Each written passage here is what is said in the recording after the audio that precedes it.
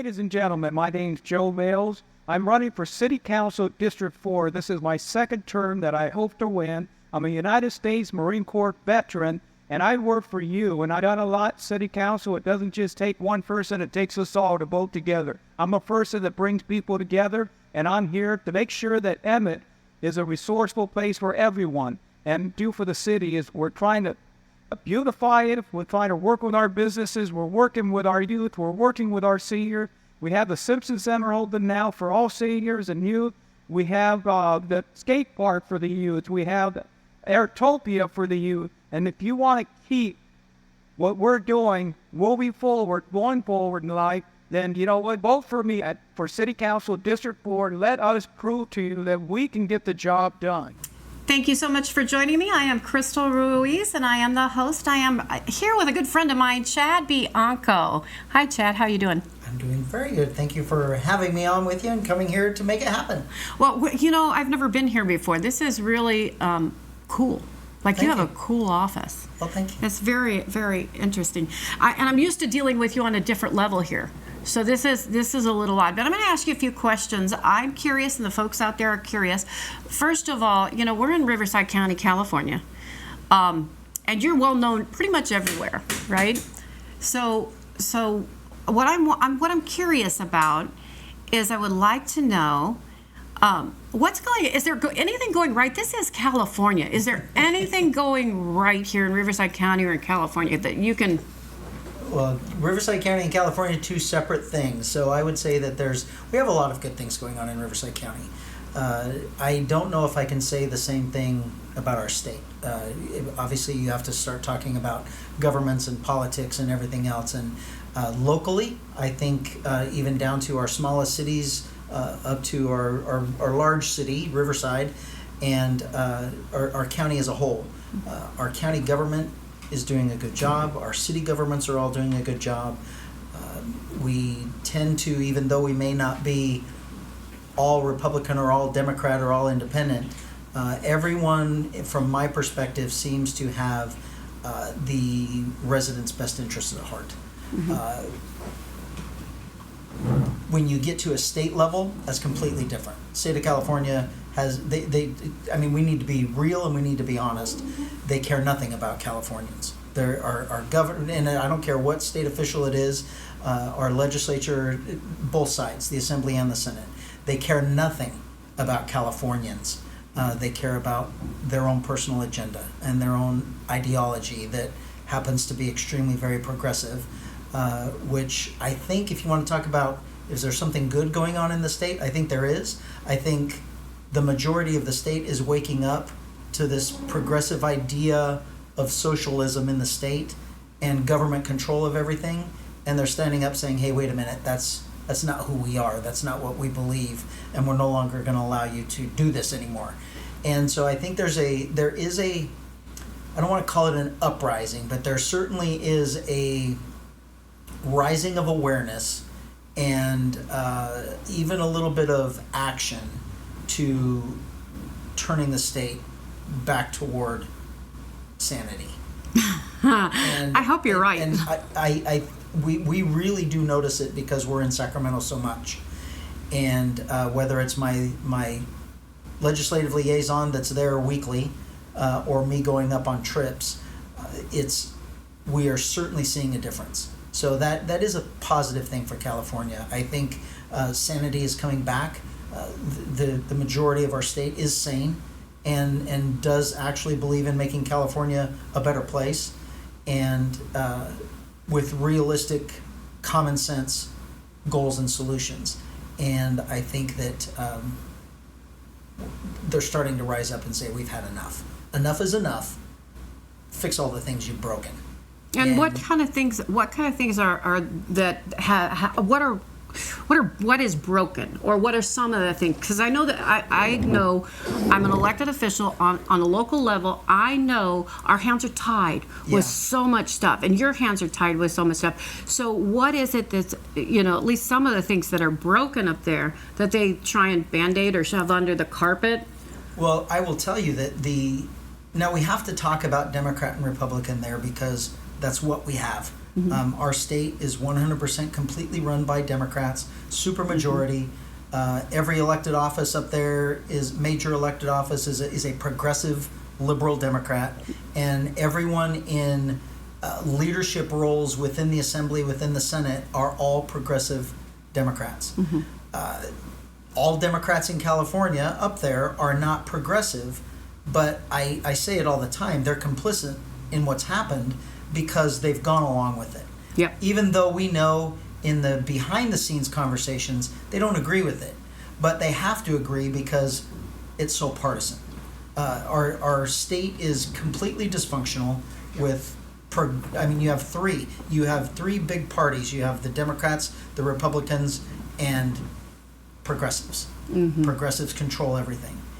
And that is where all of the bad anti-California, anti-freedom, anti-business, anti-law enforcement, anything you want to call it, that is really an American value of freedom and make yourself better and take care of yourself. That's where all those are coming from. All the negative parts of that are coming from the progressive side, which we know has nothing to do with freedom. It's toward the socialism side. And so the good thing is we're making a change. The bad thing is it's not easy because those Democrats that are there that don't believe it are so afraid of not getting the money that they want or getting the bill passed that they want. They just blindly go along with the D. So if you look at the voting up there, it's 100% party lines. There's no cross-party line voting on anything. There was just a bill. This is how asinine it is there, and it's just so backwards. And you talk about no common sense and no the sanity. I mean, we seriously need to start talking about sane and insane, and we need to start making sane decisions, sane government decisions, because everything is so insane. And when you're talking about a member can't get a bill passed that says that we will make it a felony and you will go to prison if you molest a child, and they won't pass that. No. It's like, so now we have crossed over into insane. Right. Because now we are 100%, you've lost your sanity because you're stuck on that Democrat and the Republican. And the Republican is bringing it up and you have to say no. So we're no longer thinking rational anymore. No, and it makes you wonder, why don't they want that passed? Yeah. You know, that's like, I have 4 kids. What on earth are they thinking? Yeah. That's ludicrous. Well, they're not, and that's where I mentioned before. It's about the agenda. It's the progressive agenda, and when you talk about local politics, local Riverside, we don't have any progressives in our government. We have Democrats, and they care about their constituents and they care about their values, and we all have the same real values. A couple of things different, but we don't have the same values as a progressive socialist. And I keep saying socialist, but some people will, he's going socialism, but that's what they call themselves. Yeah. They're not even hiding it anymore. It's the Democrat Socialists of California, and they have their own caucus, and they meet and they talk about their agenda and just the craziness that they're doing, the indoctrination of our kids in schools, the closing of businesses, the forcing businesses to close, make it so expensive or so onerous to get a permit and the regulations that you just don't own a business anymore, and then that way the state can handle everything. And that's the state what they're will take care of doing. you. Yes, 100%. I mean, we have to really start talking about it. We're not going to fix it if we don't start talking about it and talking about it truthfully. Bring it out. Because it's easy for someone to just, good people, we've almost brought this on ourselves because we don't want to argue. We don't want to be combative. We don't want to be confrontational. And so we just step aside and we get pushed around a little bit. But one thing for certain is when you start standing up and start telling the truth about what they're doing, they get worse. The attacks come more. The attacks come from larger scale, from more fronts. And so you're right. No. You're doing something, you're on the right path. And it's when you start saying, I'm all about the history of our country and the freedoms of our country and our Constitution, and you get attacked for that. It's like, okay, well, common sense is going to now tell me that if you're not for that, you're against that. And then that's where we have the problem. Yeah, it's when you think about it. We're very close to the southern border.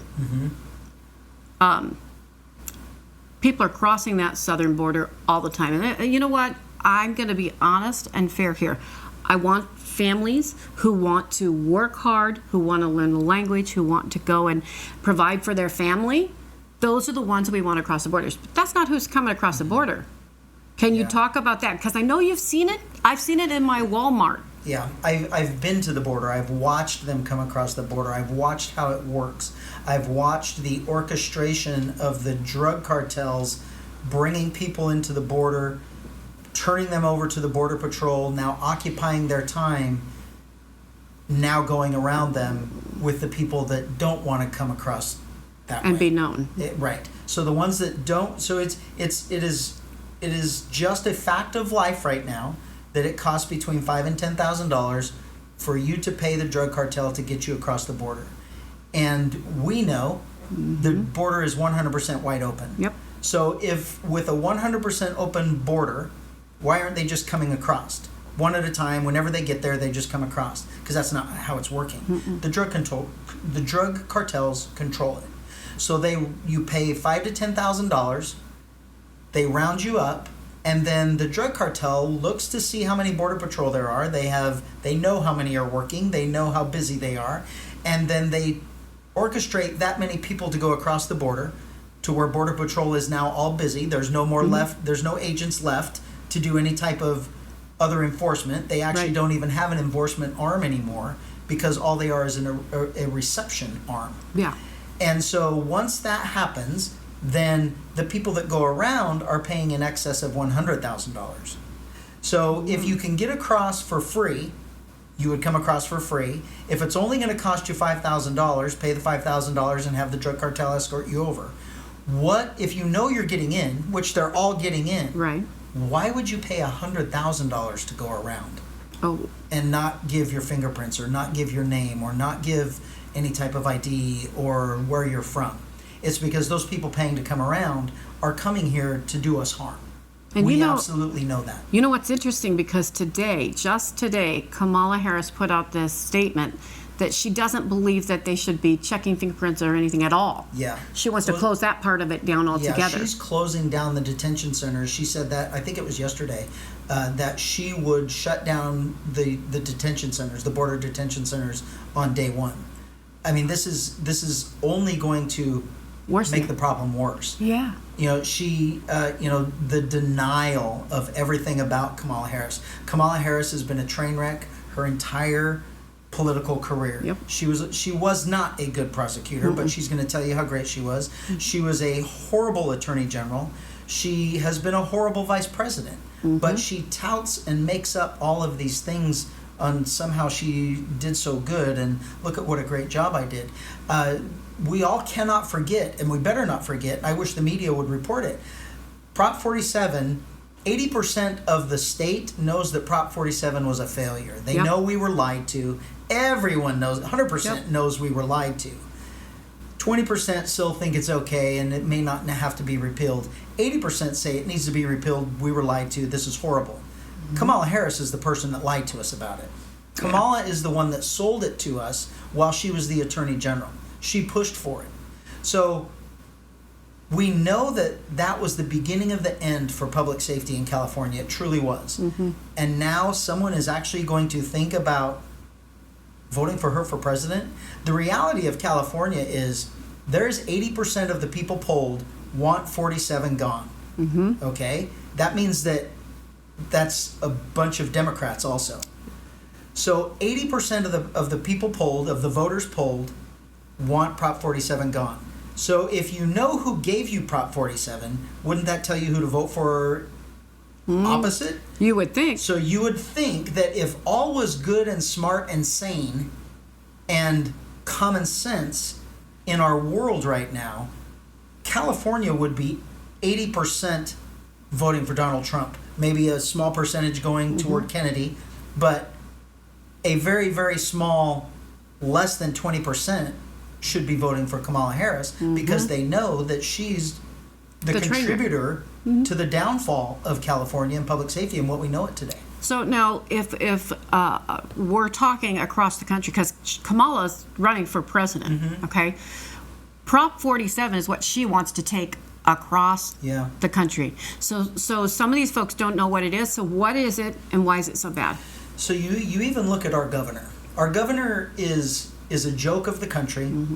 Our state is a joke of the country. We are no longer the greatest state in the country. California, the golden state, the dream, California dream. Everyone wants to come to California to live the California dream, the American dream. This is where you make it. You come to California. We're a laughingstock now. They're fleeing. They're leaving the state. You go to any other state, even Democrat states, and they make fun of California because of the politics, which is led now by Newsom and that far left progressive ideal, that ideology that believes they're right. They're in their little echo chamber that they all believe they're right. And they cannot see that what they've done over the last 20, 30 years, that's how long Democrats have been in control. They cannot see that those policies are what are destroying our states or our state. And then so it's like, oh, we're so great, we're going to do it for the rest of the country. And they believe that just because they were elected, that's what people believe. Well, the reality is we know about elections. Only 40% of us are voting, and really we don't even know who we're voting for. We vote for pretty names, and we vote for which name might sound better with the title, and who looked better in their ads, or who the last person that sent you an ad was. And that's how we vote, instead of on substance, instead of on character, instead of on honesty and integrity. And we're in this position now where, public safety-wise, for sure, we are the laughingstock of the country. Our quality of life in California is completely diminished over the years because of these policies that are coming out of Sacramento. Whether they're environmentalist policies, whether they're building policies, or whether they're a law enforcement policy that truly is anti-law enforcement, anti-victim, pro-criminal. And I don't understand. I think it's turning because I even see the media doing it, but I don't understand why so long. It took so long for the media to turn. The media, I mean, even in interviews with Governor Newsom now, they're hitting him with hard questions that he can't answer. He doesn't answer. And he's never been posed with those questions before, because it was almost like a love affair with him as the position and the title, and it's changing. And I think that it's just good people finally saying enough is enough. And when I say good people, I mean that as a regular person, just regular people. We are all good. We are mostly good. We believe in law and order. We believe in freedoms. We believe in making yourself better and having the ability to be better. We don't believe in open borders. We don't believe in all of these criminals coming over. We don't believe in a sanctuary state. But all of these things were forced on us as we were apathetic in our mission of providing us a representative government. And because we were apathetic, we allowed people to get in there that had their own agendas, their own missions, and that's what's taken over. But I think we're in a good spot where we can make a difference. And the fact that the rest of the country knows how bad we are, you can't help but do a little bit of internal reflection. Yeah. I mean, even as much as Newsom is progressive left gone, at some point he has to look in the mirror and say, am I doing something wrong? I doubt that. I don't think he takes responsibility for any of this. Right. I don't think so. And I want to get back to Prop 47. So Prop 109, that thinned out your jails, right? Yeah, so AB 109 in 2012 was really the beginning of the end. And then the nail in the coffin was Prop 47. And then if we needed one more nail, it was Prop 57. And AB 109 was prison realignment. That was the state being sued for prison overcrowding. So you and I, a normal person, a person with common sense, and raise our family, say we have 5 kids and we have a 1-bedroom apartment. If we don't want to live in the same bedroom as our kids and we want our kids to have bedrooms, we either have to add bedrooms or we have to move to a bigger apartment or a bigger house. That's how it works. Right. So that's common sense answer.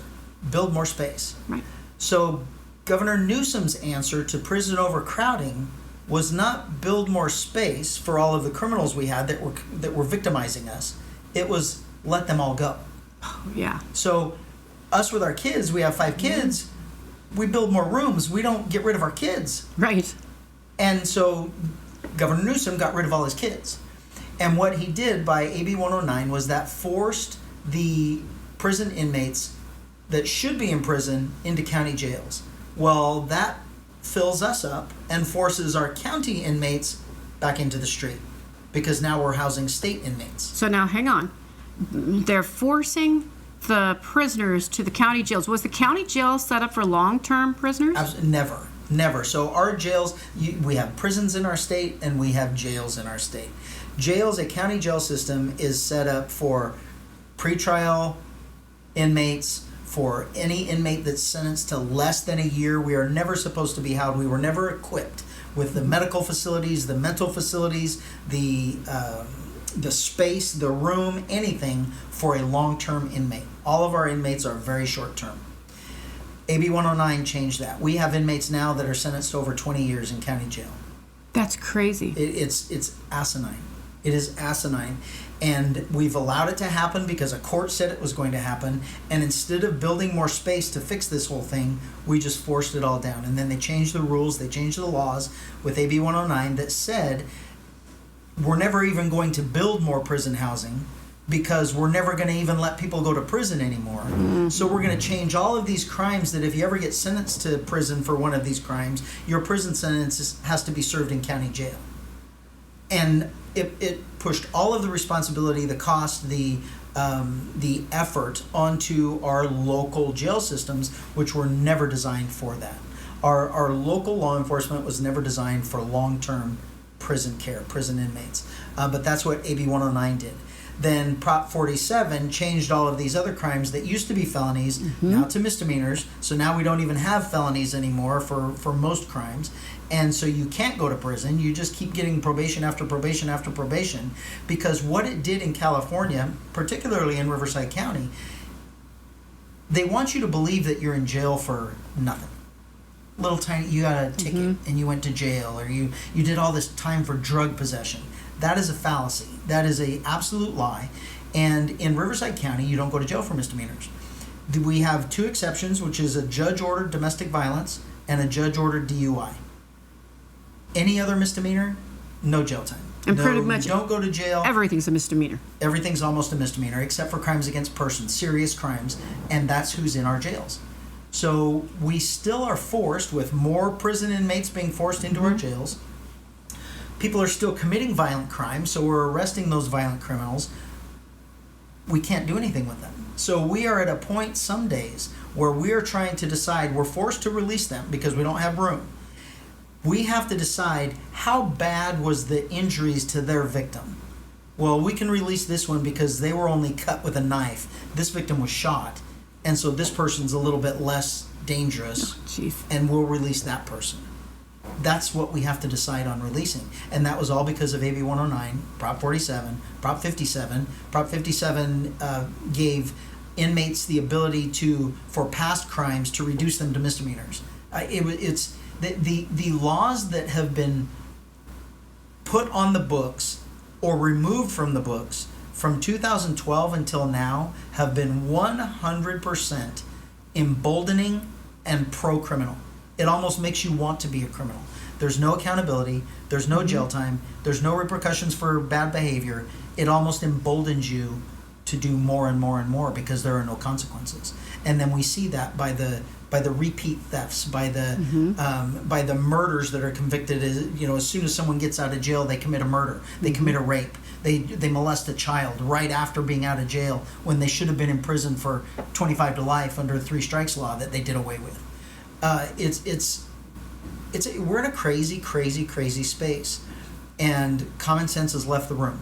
We no longer make decisions based on common sense.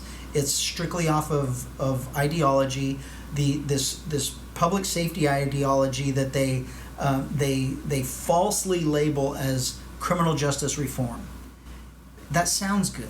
Criminal justice reform. Well, everybody wants reform. Everyone wants a reform. Yeah. Reform something implies that it's broken, so fix it. Right. But their criminal justice reform was that cops are bad, people are bad. All of you out there who don't give up your stuff willingly are victimizing these people that are committing crimes. Right. And you don't need 2 TVs. You should give your TV to that person that stole it. And because you wouldn't, they stole it, and now you're putting them in jail. That's their belief. That truly is their belief. They believe it's your fault for making something better of yourself, for having money, for having the ability. And because you're not giving it to everybody else, and because someone else doesn't want to work as hard as you did, then it's your fault. It's law enforcement's fault for arresting the person. And then to make it sound better to sell is you just make us all racist. You say that it's race that causes the cops to arrest somebody, and now you divide us with race, and you divide us with anything that's going to cause that emotional response. Because when you're so embroiled in an emotional response, you no longer think rationally. I mean, that's scientifically known that we don't think rationally if it's emotion. So if we're fighting over emotion, we're not thinking rationally. It's absolutely crazy. And I think last night, they want to give early parole to criminals who are 20, 25 years in prison. They want to give them early parole. I'll tell you, I have a personal thing where I was very familiar with a serial killer. He's in there for life. I don't want him out. Yeah. I don't want him on the streets. Chances are they'll release him. And that's what's scary to me. I'm like you said. I have 4 children. I do not want to put their lives in danger. And the sad part is, as we're talking about this, Kamala Harris, Gavin Newsom, the extremists, and most Democrats in the middle, we're all purple. Let's be honest, we're all purple. Most of us are saying we see both sides of the issue. We agree with certain parts. We aren't really, extremists. But those extreme people on that left side, they have taken over this state. And this is going across the nation. Yeah. This is what they want to take across the nation. Our jobs are gone. Our public safety's gone. Our sanity's gone. It said that I walked into a Walmart just not too long ago, and it was nighttime. That's the only time I can shop. I'm always busy. So I had a couple of my kids with me. We were getting some groceries. We went to walk out, and I saw these gentlemen who were out of the ordinary. They were young, I would say in their 20s, fighting age probably. They didn't speak the language, and they kept looking around like something was wrong. They were getting all these cases of water. They were, making like gestures that were not, I looked instantly, I knew what they were and who they were. And they were some of those that came across the border illegally that were taking that water back to their group. Unfortunately, we talk about when they come across the border, their drugs. That's not the only thing they're doing. And you know what? We're going to go ahead and take a break right here. We're going to come back in just a moment, and we're going to talk about what else is coming across the border, and it's coming to you. So we'll see you in just a moment. Introducing a revolution in roofing. The elegance of Spain now in metal. At LCA Metal, we blend artistry with strength. Our metal sheets capture the classic charm of Spanish design while offering unmatched durability. Resistance to all weather, our sheets are as tough as they are beautiful. These sheets promise longevity and style. With LCA Metal, your roof becomes a statement. Proudly made in San Jacinto, California, our sheets are a testament to American craftsmanship and innovation. Each piece is crafted with precision and care, ensuring the highest quality.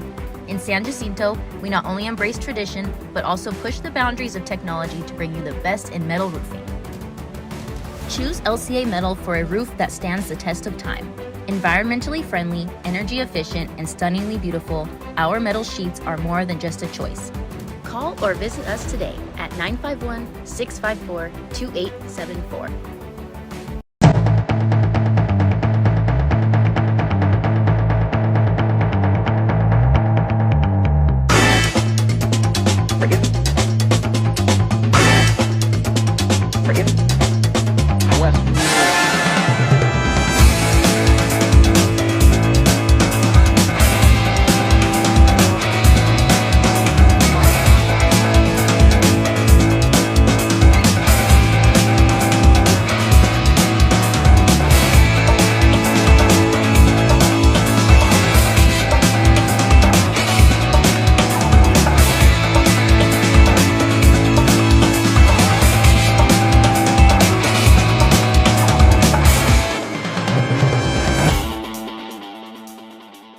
Welcome back, and thank you so much for joining us again. So we were just talking about going across the border, and we know that the drug cartels are coming across. What else is coming across that border? Well, everything is being controlled by the drug cartel. Drug cartel is it's basically a human smuggling operation. So it's the type of people that are coming across. We know massive influx of fentanyl, massive influx of methamphetamine, massive influx of heroin, cocaine. All of the normal drugs that are flooding our streets are coming across the border now like you have never seen it. It's in my 31 years, it's never been like this. It's completely obvious.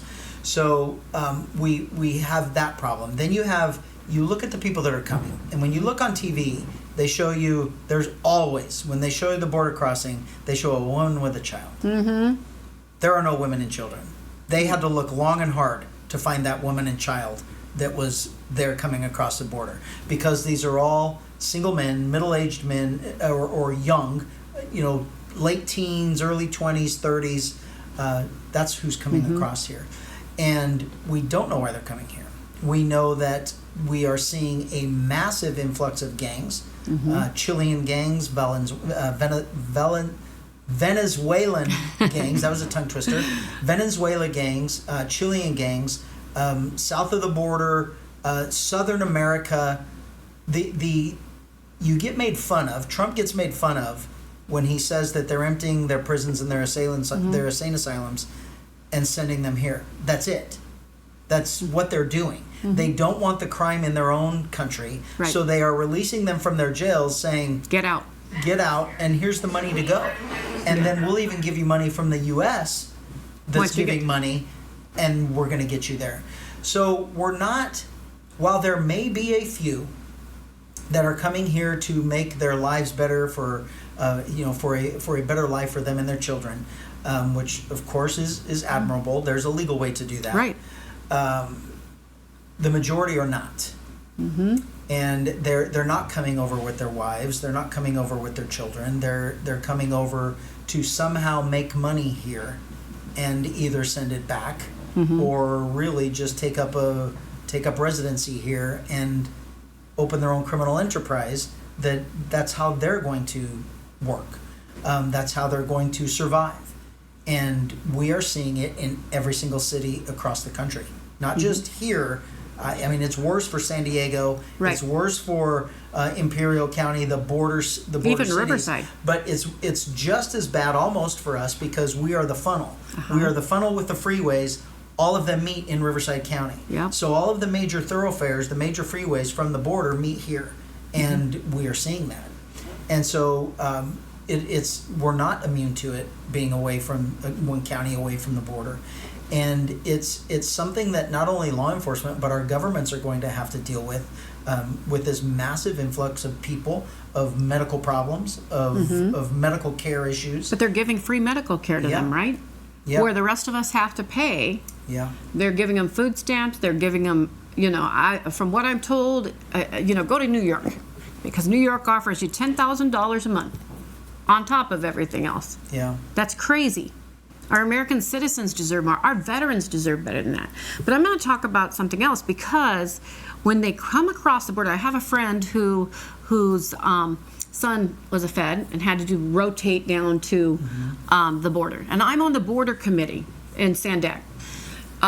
So I get kind of all that information. So this gentleman had reported exactly what we were afraid of. He said there was an unusual amount of Germans coming across the border, young fighting age Germans.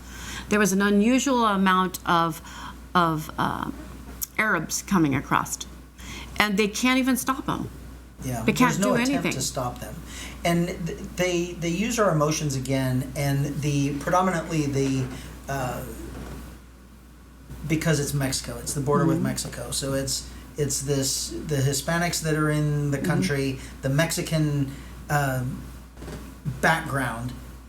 That's what they want you to believe. Well, I'll tell you who's not coming across the border: Mexicans. No, huh? The people that live in Mexico are not coming across our border. The top cities are not. I mean, they're not even in the top. No. They're not even close to the top. They're at the bottom. And the ones coming in are really from the countries that hate America. It's the Middle East. It's Right. Russia. It's Venezuela. China. It's Cuba. It's China. And there is not a limit to the amount of people coming across. It's great for Biden to say that we're going to stop it at 2,500. He's full That of just stops it, the ones they take at 2,500. That's not stopping the ones that are going coming around. around. Yeah, no. It's all a play on words. It's trying to use your emotions, your compassion, feel sorry for these people and everything else, and they're just using it against you. They're using your compassion against you. I think America's tired of being played. Yeah. I think we you talked about earlier, we're waking up. I think the main problem in California is we were complacent. We were told our vote didn't count, it didn't matter. People, when you look at the voter rolls, you can see that they haven't voted in years. Yeah. And they get their ballot, but they never turn it in. Now, I'll tell you, the last election I was in, I sent everybody to vote in person, and my name never showed up on the ballot. But if you looked at the ballot, it was on there. They'd given them the wrong code, probably because I was on with Trump a few times. But these are the types of games that they play because they don't want us to vote. They don't want to see, God forbid, they would lose their seat. Yeah, there's been a massive movement over decades to convince people that it's not worth voting. We've all heard the my vote doesn't count. Right. My vote doesn't matter. There's cheating going on. They're going to put in whoever they want. And all that did was condition, that wasn't a legitimate concern of someone. That was something, that opinion was given to you. That was told to you to have. And it's like, I don't even know why you shouldn't vote. Your vote doesn't matter because they've already picked the winner. Yep. And then he's like, oh, really? Okay, well, I guess I shouldn't vote then. Well, we bought into it. Yeah. And so truly the only vote that doesn't matter is the one that's not made. Right. Because that one really does not matter. Otherwise, every vote matters, and they don't want you to believe that it does. They want you to believe it's rigged.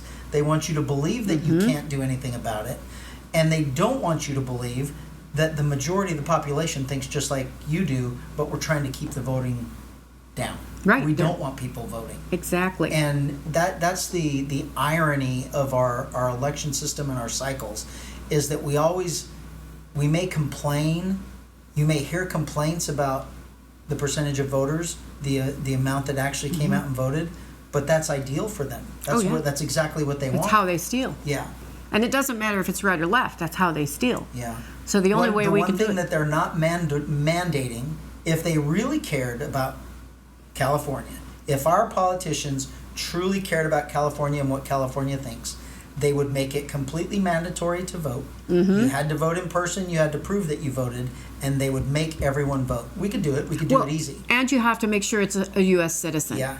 And they refuse to do that. Oh, they don't want that. You talk about sanctuary state. They made the state sanctuary state. Illegals are welcome here. They give you money. They give you medical benefits. They give you housing. They give you anything you want. You're going to get if you come here illegally. They have made it to where law enforcement, it's a crime for me to ask anybody if they're here illegally. It's a crime for me to cooperate with Border Patrol or a federal agency if someone's here illegally.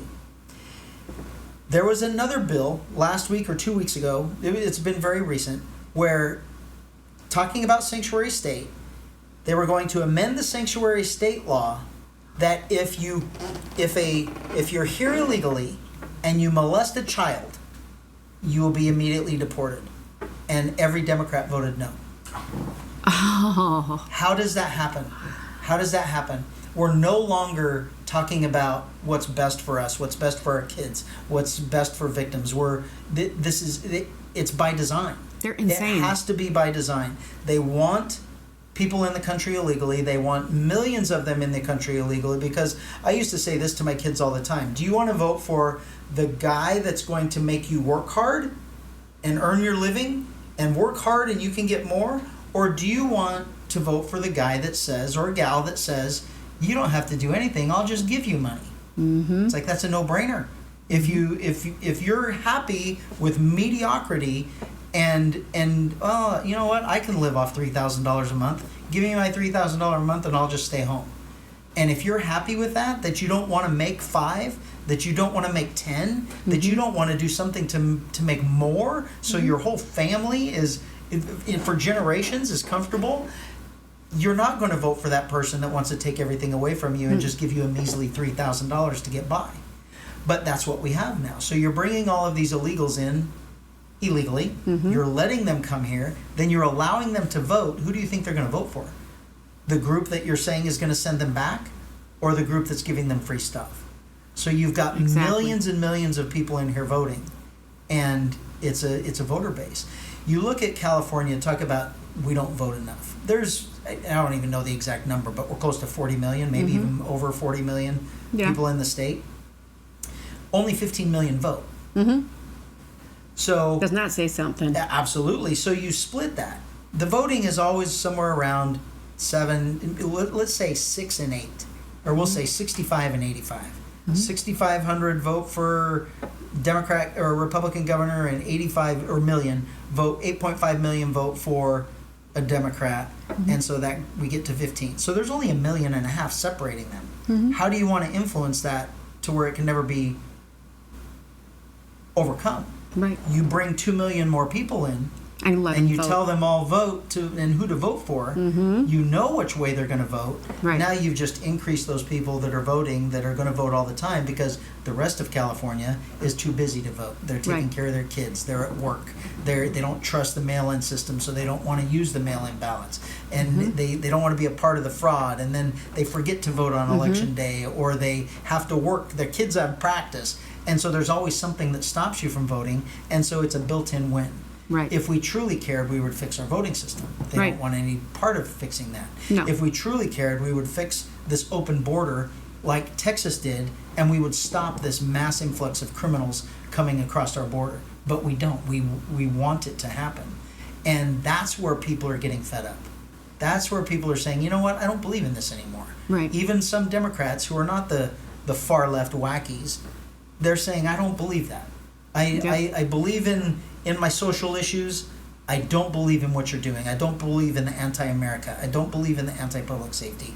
The list is long. And I think that's where we're seeing now, is that split back to where I think we're moving way more toward the middle, and the left is even isolating itself from the progressive, because they know it's just insane now. Well, hopefully people will get out and vote in the next election, because this is one important election.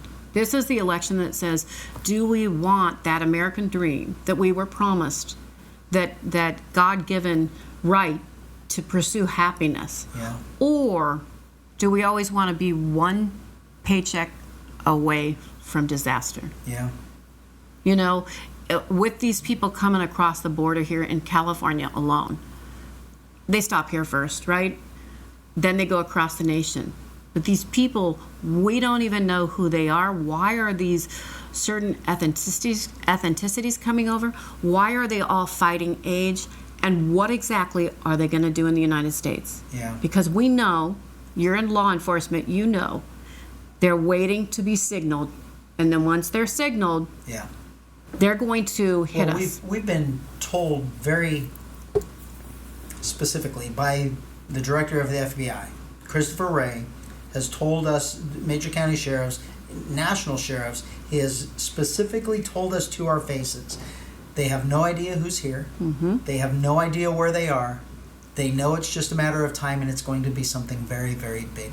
And we all should be concerned about it. That's coming from the FBI, who's tasked with finding these people and tracking these people and keeping them out. And they have absolutely no idea who is here, what they're doing, what they're planning, nothing. And even using the example of 9/11, saying 9/11 is going to be minuscule compared to what could happen. Because even back then, they were still tracking. They still knew roughly where they were. There was a communication breakdown that allowed it to happen. But they still knew about them. They still knew factions that were going on, the anti-American. But now they don't. Now they have no idea where these people are. They have no idea how to track them. The sophistication in technology with encryptions and with text messaging instead of telephone and all of these things, computer encrypted servers bouncing off of other countries that you can't track. we have no idea who's here. We have no idea what they're doing. We don't even have big tech companies who are helping. They would rather say, no, you can't track them, and try and stop you and prevent you from finding these people, rather than saving lives. It's the craziest thing. I think we're really seeing, I want to say, creatures of the dark crawling out, and we're realizing now that something bad has been going on, and we've been looking at the little shiny object that they're ringing over here. From a law enforcement perspective, and when I hear this, when I get briefings from the federal government about how bad things are and about they know the potential of something major happening, and it's not if, they know it's going to happen, it's just when's going to be the right time for them to act. Because we have absolutely no idea who, where, what, anything, it's up to local law enforcement. It's not the federal government coming to save you. No. When there was no one from the federal government saving anyone in the Twin Towers. Nope. The federal government wasn't coming to save people in downtown New York City. Oklahoma. I mean, we can just keep repeating all of these places where we have incidents. The federal government is not saving anyone. It's going to be local. It's going to my deputies that are responding to a bomb explosion or a massive multi-person shooting, orchestrated shooting where just tons of people are being mowed down. It's my deputies that are responding to that. And taking away my ability to find those people. I can't even look for those people because of the laws of this state.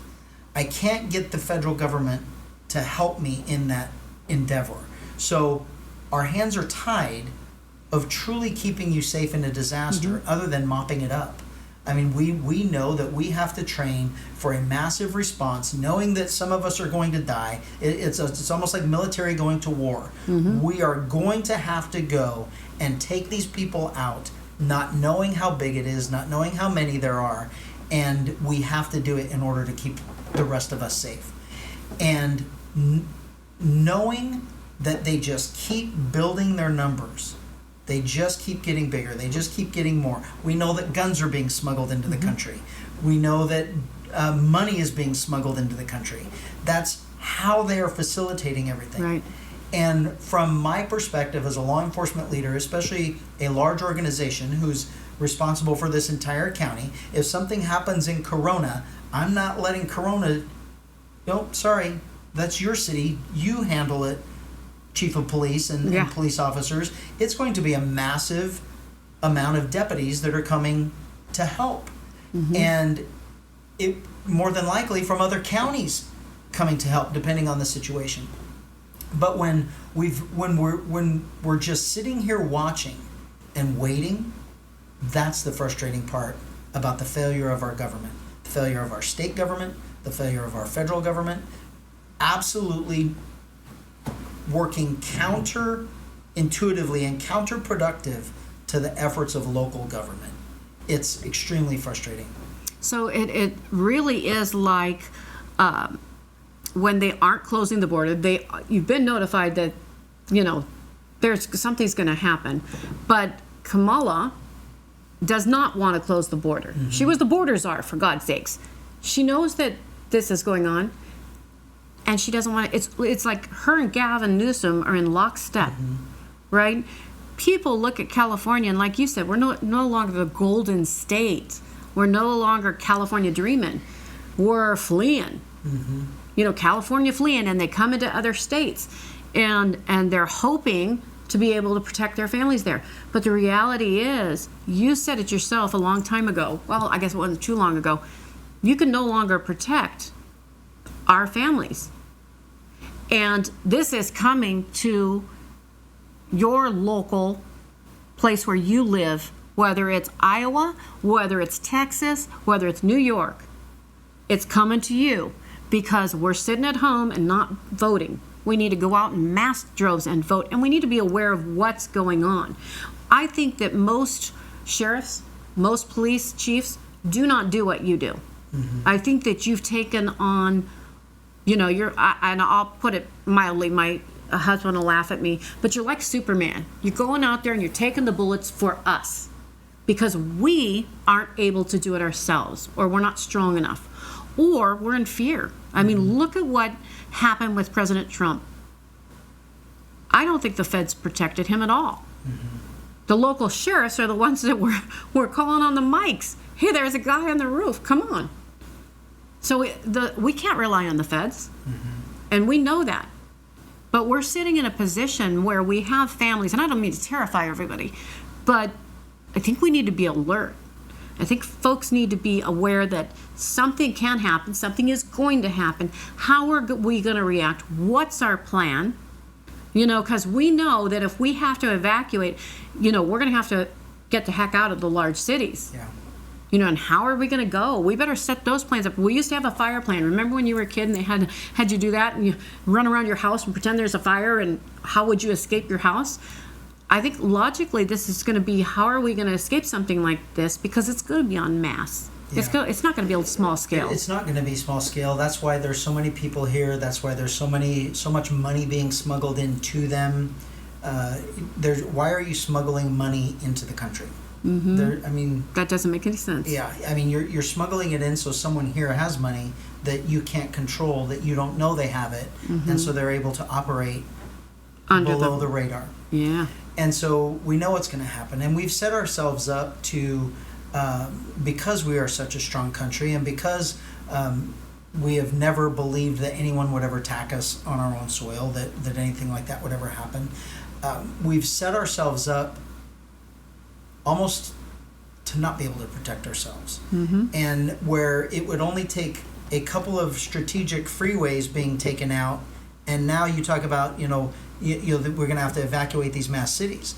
I mean, you take away the 91, the 405, the 101, there's no evacuation going anywhere. I mean, they are all stuck there. Then it's mass in Los chaos. Angeles. I mean, even here, you take out the 10 freeway in the Cabazon area, you've now completely shut off, everything. Isolated the east from the west end of our county, and there's no way around it. And it's the apathy that is probably human nature. Doesn't concern me right now, so I don't want to think about it. Right. I don't want to worry myself about it, and kick that can down the road and let somebody else worry about that. And I think we've done that for so long that we've been so secure. I heard someone the other day saying, I mean, it's horrible. We've been in a war forever. It really wasn't a war. It was we were fighting in other countries and everything else. But World War II, and for those of us that had relatives in World War II, there's a reason why they were called the greatest generation. They were the most patriotic people. They knew what the world could have been had we not won, and they fought for that. And I heard someone the other day talking about it, that we are so far distanced from that. The last World War II veterans are dying. They're all in their late 90s. Yeah. And we probably only have a handful left. And we have 2 generations, really, that have not had to experience a hardship, a famine, a something in another country that is not USA freedom. Right. And we've become so apathetic and so lazy in our attention, in our caring about what's going on around us, that we've allowed all of these things to happen. And now all of a sudden we're like, holy moly, I can't afford groceries, I can't afford gas, I can't afford anything at the store, I can't buy anything that I want, I can't afford a new car, I can't afford a used car. Everything, I can't afford my own apartment. Right, exactly. I mean, I have to live with 3 other families because it's so expensive. This is all we can afford. We're sharing someplace. And now everyone is looking around saying, well, wait a minute, it does affect me now. And it's like, how did we get here? When did this happen? Well, it didn't happen yesterday. It happened decades ago that we've built up till today, and we've just been ignoring it. Right. And I think we're at a time where people are getting fed up. I want to say that this election is going to be the one that turns it around. I don't want to be overly optimistic, but I certainly don't want to be pessimistic. Right. we always say, I don't like the statement, but we always say it. It's got to get worse before it gets better. And it's like, well, I think how we're worse already does worse. it have to get? Yeah. Yeah. I think we hit the worst. Yeah. And I hope we're on the better side. And one of the one things that I really don't want, and I've heard this say about if you go back from the time we were little kids, the economy sways both ways, politics sway both ways. The problem with where we are is that when that pendulum gets momentum, it swings further and further. So because it has gone so far left this time, the tendency is going to be to go so far back the other way. That's just as bad. Right, exactly. And so, we certainly need to fix it to get it coming back the other way, but we need to, when it starts getting down toward the bottom of that apex, we need to stop it. Right. So it only goes up a quarter of the way. And then keep us in that nice little medium Right, area. that little purple zone. Yeah.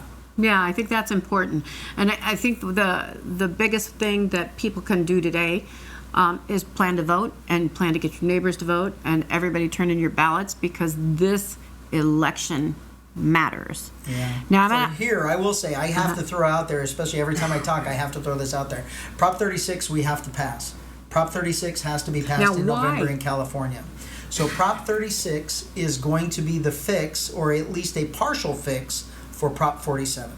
Prop 47 is what I said before, the beginning of the end of public safety in California. It basically legalized all drugs. It raised the threshold of theft so high that you can just commit walk theft. out with a huge TV. You're good. You just keep committing theft all day long, and there's But they never don't even a stop you. consequence. They don't even stop it you. emboldens you to steal more. And then with the drug use and the legalization of drugs, we have a homeless population that is completely psychotic. It is a psychosis, a drug-induced psychosis that is causing them to be homeless. Yep. They're living on the street because they got kicked out of their houses, they got kicked out of their jobs because of their drug and alcohol dependency and that brain chemical imbalance that was caused because of that. And Prop 36 will address those three things: the homelessness, the drug addiction, and the theft. And it won't completely repeal Prop 47, but we're taking a big bite of the apple and going to make some fixes to those three that deal with the majority of our quality of life issues right now. We will be able to put people in rehab, forced rehab, for the people that are using drugs, that are under the influence of drugs, are mentally ill. We will force them into rehab, get them off drugs, then help their brain chemical imbalance, their mental illness at the same time, and then hopefully get them back as productive members of society. We will address the chronic theft that is going on of the people that just refuse to be a law-abiding person and are victimizing us. We will the habitual thief will be handled under this. Stricter punishment for retail theft, for multiple thefts, for aggregate thefts. We will count them all together. If you go from one store to the next store stealing things, currently that's all one individual crime. Separate crime. It's all one individual misdemeanor, and we don't ever add it up. This one will allow us to add those two together, those four together, make it a felony, and now you're going to be held accountable, and you're going to have to do some prison time if you're going to not abide by the rules of a civil society. And that's common sense. That's how it should be. But let's talk about this for a minute. You helped write this, right? You helped create Prop 36. You put up a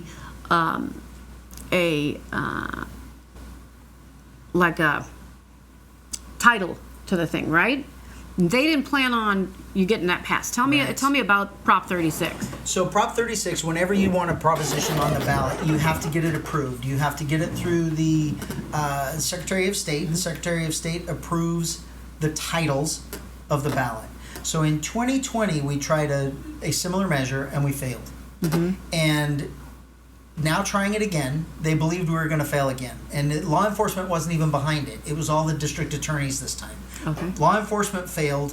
We got it on the ballot, and the voters turned it down because we were misled again. But still, it was like we're a little bit gun shy, and it's like we're not going to do this again. The DAs did it themselves. They got enough signatures. They got enough to get it on the ballot again. And during the whole signature process, we're like, okay, we're going to be on board. We're going to help with this whole thing. We're going to hold back our money donations because that's what really hurt us the last time, is all of the money that we lost by not getting it passed. And so we held out waiting for the retail establishments to put money toward it, to businesses. The district attorney's office is obviously doing it. Private people are doing it. And so we've got a lot of momentum right now. So law enforcement and the DAs were fully on board. And we 100% need to make sure this happens. So in the beginning, when law enforcement, it was kind of like the DAs are doing it on their own. They're not politically powerful. So the Secretary of State assumed, well, that all sounds good that you want to do that. You're never going to qualify. And so we submitted the name, or the DAs submitted the name of, the name of it was the Homelessness, Drug Addiction, and Theft Reduction Act. Sounds good. Secretary of State didn't believe we were going to get it on the ballot anyway, so they approved it. She approved it. Nice. So that's what we got to raise money for. That's what we got to raise signatures for. And that is what goes on the ballot. So the name of the ballot stays the name of the measure, even though it's Prop 36. The official name of it is the Homelessness, Drug Addiction, and Theft Reduction Act. And that worked out great for us. They're panicked because even the name sounds good. They can't. Yeah. We're not calling it the Prop 47 was called the Safe Schools and Safe Streets Initiative. They lied to us. It had nothing to do with that. This one really does. It has exactly to do with what it says. We're going to reduce theft. We're going to reduce homelessness. We're going to reduce drug addiction. Plain and simple. Plain and simple. And so now the only problem that we have and are in our fear is now it's up to the Attorney General's office to decide the wording that goes in the ballot books, the pros and the cons. Right. A vote for this will cause this. A vote against it means this. And then you pick what it is. We know they're going to mislead the voters. So we have to have a major, major push, a public safety, public messaging campaign to make sure that everyone knows we need Prop 36 to pass. It must be a yes. Regardless of what you're going to be told by the negative ads from our governor, from our attorney general, from the people that are supporting that agenda, you can't believe it. You've got to believe your DAs. You've got to believe your law enforcement people. You've got to believe your big box stores, your Walmart, your Target, your Home Depot, your Lowe's that are their businesses are being killed by all of the theft. And you need to be aware. Can't be naive and just believe what that book's going to say, because we have no belief that it's going to be truthful. And so I'm glad you brought that up, because I didn't know that. When you told me the first time that I've been an elected official since 2012. I always believed that book was telling the truth. Yeah. Because if I didn't know who to vote for or what to vote, I would read that book. But that book is not always telling the truth. Yeah. Shame on me because I haven't read the whole thing. The books are done. Or at least they're out for approval, and they're out but they've been released. Somewhat's been released. And I did see some excerpts of some of the pros and the negatives about Prop 36, and they're completely backwards. It's they're doing it again. Yeah. They're going to try and mislead the public, which is why it's going to be more incumbent upon us to get the word out. You've got to believe me. Don't wait to read it last minute in your book. You cannot believe what's in that book. No. That book is not being honest with you. That's what the Attorney General wants you to believe. And our Attorney General right now is an embarrassment to law enforcement. He is an embarrassment to public safety. He is nothing but a tool for that political agenda, the progressive agenda. And he is not going to be honest in his depiction of the pros and cons in any of these propositions. He's going to try and mislead you into doing what he wants you, how he wants you to vote. And he Sounds exactly like Kamala, doesn't he? Well, they're all cut From the from the same. same mold. Yeah, They're they're all cut from the same mold. They all come from the same political process, the same San Francisco-based progressive, far left agenda that is just Which is, we steamrolling know through. exactly what should happen, and no matter what the sheriff says, no matter what the DA says, we know what's right. Yeah. And the sad truth is, and I've said this before, if we took the illegals and these people that are coming across the border, the ones who are violent felons, and stuck them right next to their house, we wouldn't have this problem. Yeah. Because they would then see that their families are at risk. But they have security.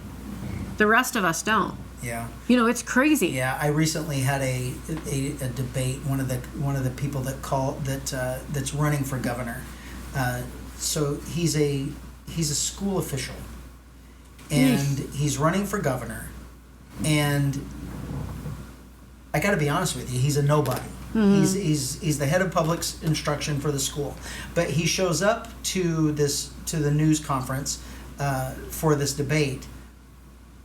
He is completely anti-gun. He is completely anti-public safety. He likes to tout that I'm gonna throw more cops out there. It's a big lie. He's anti-public safety. He always has been. He was in the legislature for a while. All of his bills were pro-criminal, anti-law enforcement, and he showed up with private security, with guns. Oh. And it's like, how ironic, and what a perfect depiction of what is so wrong with all of the people that are in Sacramento right now. Mm-hmm. All of the decisions they make, all of the rules that they make, all of the things that they're imposing on us, they're immune to because they're using your taxpayer money to protect them. Mm-hmm. We're in a bad place. And we can't afford to have our own private security people going around with us. Yeah. That is absolutely And they don't want you ludicrous. to be able to protect yourself. No. They definitely want to take your guns away, and that's the only reason that we are still America. Yeah. Because we have that Second Amendment right to bear arms, to protect our families, to protect ourselves. Yeah. They don't have the right to come in. We've completely forgotten about our Constitution, and we've gotten to a belief, and we've allowed our politicians over the decades to convince us that government is there to protect us, and government is there to take care of us. We bought into it. Yeah. And the reality is when we were formed, which made us the greatest country in the world, was exactly opposite of that. Government is not supposed. Government is below the people, not above the people. And government can't give you anything. They don't make anything. The government doesn't make money. The government doesn't. They don't make a product. They They're not don't supposed make to, no. anything. Not supposed to. And so they have nothing to give you. Yep. It's we've lost that a little bit, and I think our education system, we're more into indoctrination than history, to teach them about civics and about leadership and about statesmanship and about how things are supposed to work and how they were designed. And it's got us to where we are today. And we can't talk about politics. We can't talk about religion. And what's that? Where's that got us? Yeah, exactly.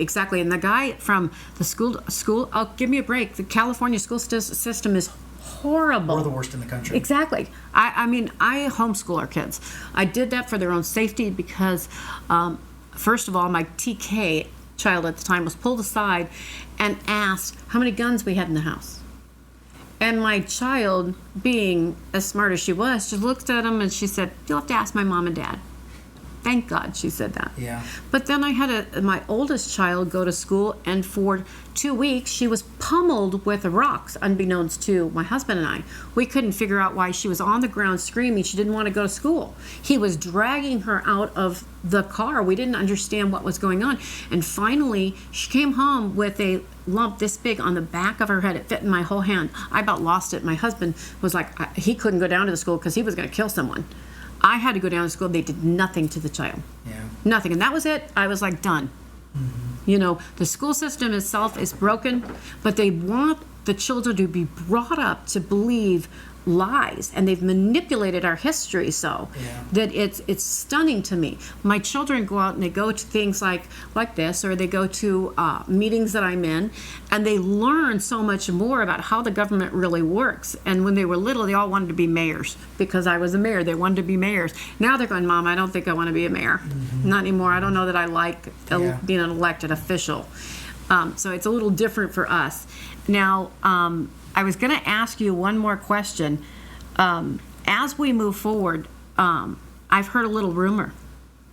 And you don't have to commit here, but I definitely have heard a rumor, and I think everybody out there is wondering, are you running for governor? Or is this just some thought that maybe you're thinking about, and it hasn't, I guess an unfortunate answer for me is that it's something that I have to think about. And in the beginning, it was laugh it off, and people telling me run for governor and you need to do this, and it was laugh it off. I have the greatest job in the world in the greatest county in the state, and I selfishly, why would I give that up? Yeah. Why would I give that up? We really don't want you to give that up because we love you as our sheriff. Well, thank you. But I'm looking at the declared 12 candidates that are running for... They're already declared? Yeah. Oh, wow. And I'm looking at them and it's like, this is just the continuation of what we have. It's all the same people that put us in this position. They're all running now to lead. And none of them are leaders. Leaders in the end, and I've said this about my agency and about law enforcement and how we bring up our troops and how we mold the next generation.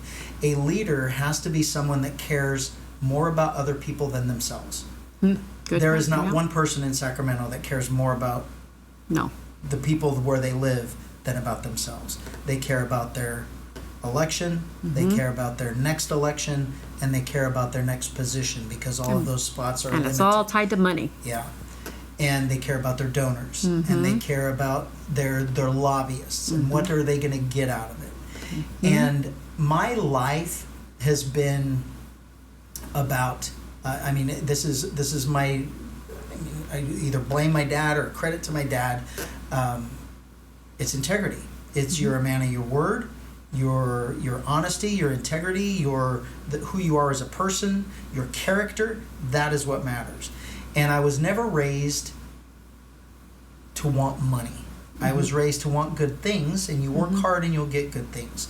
And that's what I believe. I don't, while I would love to win $1 billion lottery, I certainly don't need money to make me happy.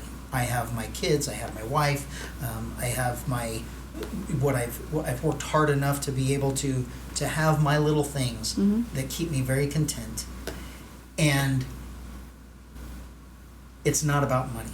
Never has been. You can't bribe me. You can't tempt me with money because money doesn't mean anything for me. And I look at all of these people that are in government positions that make the same or less money than I have made. I've been doing this for 31 years. Working for the government, working for the taxpayer, as government salary in law enforcement. And I make just as much or sometimes more than these politicians that have been there 2 years, 4 years, 8 years, 12 years, 15 years, 30 years, and they are multi-millionaires. So I look at this, I look at Sacramento, and I look at all of the people that they've been milking a salary from taxpayers of California, and they've been benefiting themselves. They're not leaders. And I've looked at all of their platforms that they already have that they're running for governor, and they'll change them. Now that I'm going to say it, they're going to change. Yeah. One of them wants to be the first black man to be the governor. One of them wants to be the first female. One of them wants to be the first gay female. One of them wants to be the first of a from a different country. There's all a first. I want to be the first of this for me. I'm the first of this. I'm the this. I'm the this. What I want in Sacramento is a leader. I want someone with character. I don't care if they're gay, if they're black, if they're from a different country. It means nothing to me. Man or woman means nothing to me. What is your character? What are you doing it for? Are you doing it for you, or are you doing it for us? Are you doing it for other people? I always say that there are, while the majority of this county, the major majority of this county loves me, there is a handful that hate me. I would willingly give up my life by putting myself in a position to protect them, knowing that they hate me, knowing that they could care less about me. They may even be doing it on purpose.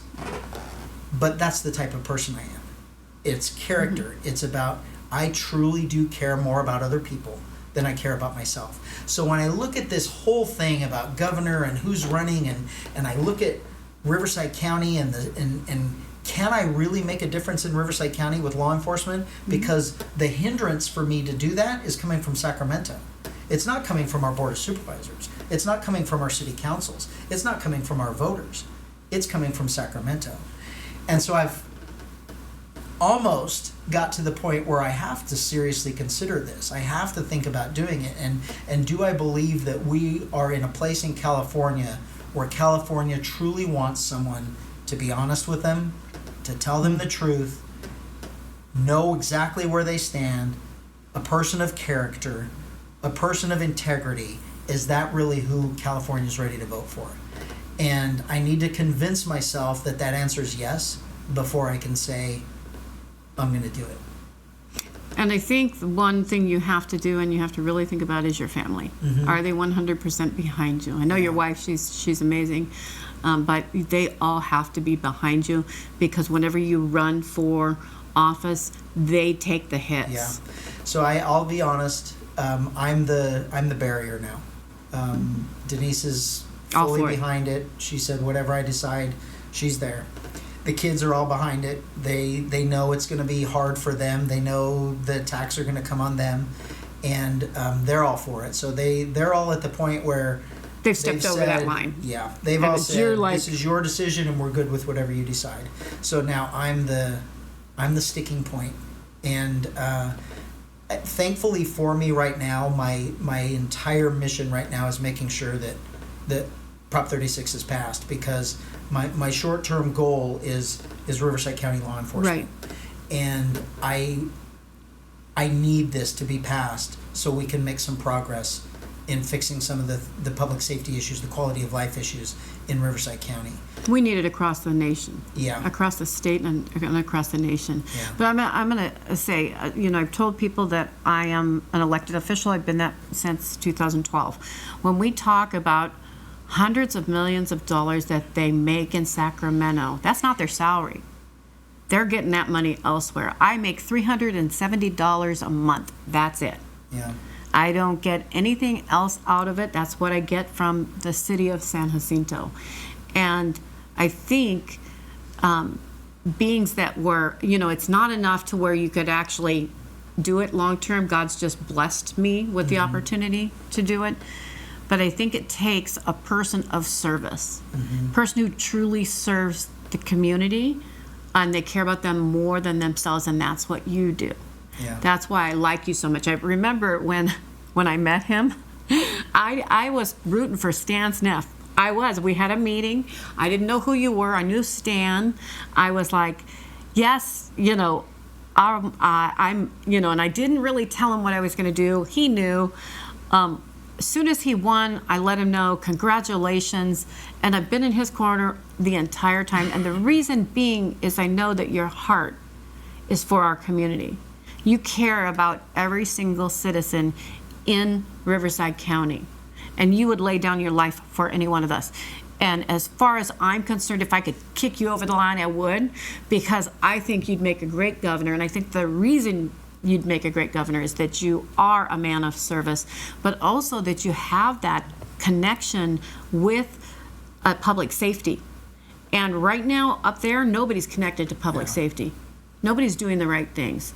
And I think if you put them in a position where they have to put through common sense laws, then that is exactly what you need to do. One thing that I want you to do is audit the heck out of that budget. I was on the budget committee for the Cal Cities, and I tell you what, when you're looking at $24 billion missing for a homeless program, give me a break. Yeah. One of the people, when people try and talk me out of it and say that you have no chance, and you've never been there, you don't know the history of it, and you don't know the inside workings, and That's you don't good. have experience in it. And I'm like, well, how's their experience working out for us? Exactly. Because maybe without that experience of knowing how, not to anyone specific, but that corruption Right. of let me make this decision that doesn't affect me, but it's going to give me money over here, or for my campaign, or even, I mean, how do you become a millionaire? I've been working for 31 years doing this. I'm nowhere near a millionaire. No. And how are these people that have been doing it for 8 years worth $10-15 million? Exactly. Even on the local level, how do they do that? Yeah. I can't go against my morals and It principles. doesn't take a rocket scientist to believe or to know our schools are the worst in the country. We spend the most money on schools, and they're still the worst. It is the worst. We have the highest home prices in the country. Oh, yeah. It is also the most regulated housing environment in the country. It's our government has made those prices that high. It's regulations, it's regulatory. We have the highest gasoline prices in the country. It's taxes, regulation requirements, government requirements that have made it that high. We have more water than any state in the country, but we're in a constant drought because we refuse to build storage facilities, dams. We're even taking dams down. Yep. It's common sense. You have to care about other people more than you care about yourself, and that's where I am right now. And I know I'm going to have to make a decision. Not soon. You have time. 2026. You have time. And it'll come. I think I know where I'm heading. I think everyone knows where I'm probably heading, but it's still something I have to think about all the time. And and I really, I don't want to. I've never been selfish in my life, ever, and I truly feel selfish, and it's almost like a little good feeling. Because I'm content here. I do have a great job. I have a great county. I have my office, the people that work for me are amazing. All of your deputies are amazing. And I couldn't ask for anything better. So I have a selfish hold on me right now that doesn't want to give that up. And if I can break it, I'll break it. If I can't, then I'll be your sheriff as long as you'll have me. Yeah, I think we need you up there. I think people need to see what real leadership is, because you're right. You're spot on right. When I came through city council, one of the first things I did was start going through the budget. It took me 2 years to get everything down so we weren't deficit spending. But 2 years in, there I signed the zero deficit spending. I like to see you up there do the same thing. And you have to have good people to help you do that, because you have to ask the question, what's here and why are they spending it here? Why is this here and why is this here? Because that's where they start moving money around, and they shouldn't be doing those things. And you really have to understand that. But get good people to go through that budget, and then get good people around you who are going to help you. Yeah. People that you can trust, because up there needs there's no to trust. be a lot of light shed on Yes. our government in Sacramento, because it's operating in darkness, it's operating in secrecy, it's operating in a complete lack of transparency to the general public that we really have no idea of. Yep. And it certainly needs to be fixed. It's very, very scary. But we're going to go ahead and end with that. Thank you for joining us. Thank you, and I'll have you back sometime. Sure. Especially when you're ready to announce her. I'll get him in somehow. Have a good day. Bye-bye.